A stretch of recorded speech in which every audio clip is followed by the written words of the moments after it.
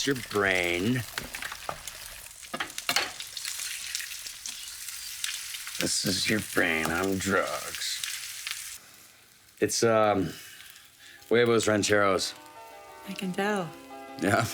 Hey, what's up guys? Welcome back to Binging with Babish, where this week we're taking a look at the Huevos Rancheros from Breaking Bad. A traditional-ish, southwestern-ish, Mexican-ish breakfast, perfect for nursing that crystal meth hangover. First we gotta go on Etsy so we can get one of these weird vintage glass frying pans, specifically so we can do one of these rad Breaking Bad style POV egg shots, which I actually did in the bottom of a pie plate. Movie magic. Anyway, it's weird frying an egg in glass. It kinda sticks, but it kinda doesn't. And then once we've got one all crispy edged and sunny side up, we need to take our tortilla out the toaster, top up with some plain old black beans with plenty of black bean juice, some shredded cheddar cheese, and then top the whole affair up with our crispy fried egg. And then it wouldn't be Huevos Rancheros without some kind of tomato presence, and Jesse goes for Herdez salsa Cesara, which is not a bad choice as far as jarred salsas go. Generously dump some of that on the side, and that's all there is to it. Break open your runny egg yolk, cut off a piece of tortilla, and dig in. And for a 5-minute breakfast, this ain't bad. It's got diverse flavors and textures and colors. It's not even terrible looking. That is, until you lift up the plate and see all the various juices swim their way down to the bottom. And so if you've got the time and the patience in the morning, I think we can do a little better. Let's start by making our own corn tortillas. We're measuring out 9.5 ounces of masa harina, which we're going to tiny whisk together with 2 teaspoons of kosher salt, and then add 1 cup plus 2 tablespoons of warm tap water. Give it a cursory mix until a Play-Doh-like ball of dough forms, which we are going to cover in plastic wrap and let rest at room temperature for 30 minutes to let the masa harina fully hydrate. Once that's done, we're forming it into golf ball sized pieces and placing into a tortilla press, which you can see that I've lined with a zip top bag that I've cut open, which allows for easy retrieval of our tortillas. These are then headed into a screaming hot cast iron skillet that we've preheated for 10 minutes over medium to medium high heat, and we're cooking for 30 seconds on each side until lightly browned and blistered. Stack, cover with a kitchen towel, and keep warm until we're ready to use them. Then I'm going to make an approximation of Honduran crema by mixing together half a cup of sour cream and the juice of 1 lime, mixing together until we get a drizzleable consistency and a nice tangy sauce. And speaking of sauce, it's time to make our sauce. We're starting with 1 large dried ancho chili, whose seeds we're going to remove, chop into small pieces, and dry roast in a pan. We're also going to dry roast a few tablespoons of cumin seeds until fragrant, dump them into a spice grinder, and grind to a very finely ground consistency. Just like the corn tortillas, it's totally not required, but freshly ground spices taste and smell and are just generally way better than the pre-ground stuff in the bottle. Go ahead and set that aside as we begin our fresh ingredient preparations. I'm going to roughly chop 4 things and 4 things only: 1 small onion, 1 jalapeno, half a green pepper, and half a red pepper. That's it. That's all you need.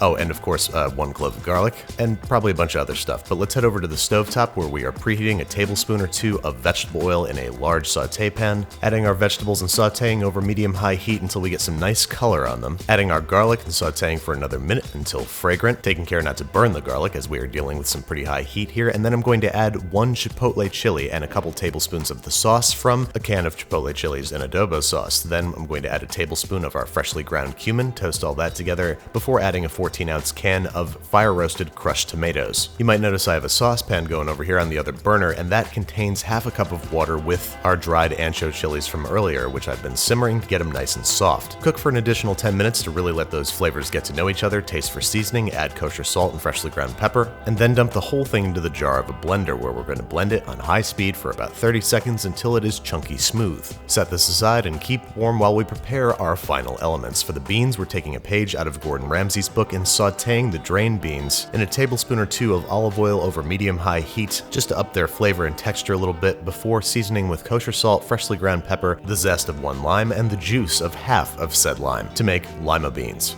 Sorry, not sure if you can tell from my voice, but I just woke up. Saute for another 30 seconds or so, cover and keep warm while we fry up our tortillas in about 1/4 cup of vegetable oil. The idea here is we want to get them a little bit crisp, but we want them to stay pliable. Once that texture has been achieved, go ahead and drain these on paper towels. That's all the ranchero elements of our Huevos Rancheros, so now it's time to tackle the huevos. We're frying these sunny side up in a hot nonstick pan and basting the whites with the hot oil to ensure that we get nice crispy edges and fully cooked whites. Then on our final serving plate, we've got our 2 crispy crispy soft fried tortillas, which we're going to top with our sauce, a healthy portion of lima beans, and our fried eggs. Then from here you could top it with avocado, chopped onions, anything you want, but I'm going to top it with a little bit more of our tomato pepper sauce, some freshly torn cilantro against my will, and a healthy drizzle of our imitation Honduran crema. Then all that's left to do is pick around the cilantro, cut open your eggs, make sure that they're nice and runny, and dig into a seriously flavorful, delicious breakfast, which has rightfully earned its place in the Clean Plate Club, just as soon as I can get all the cilantro off of it.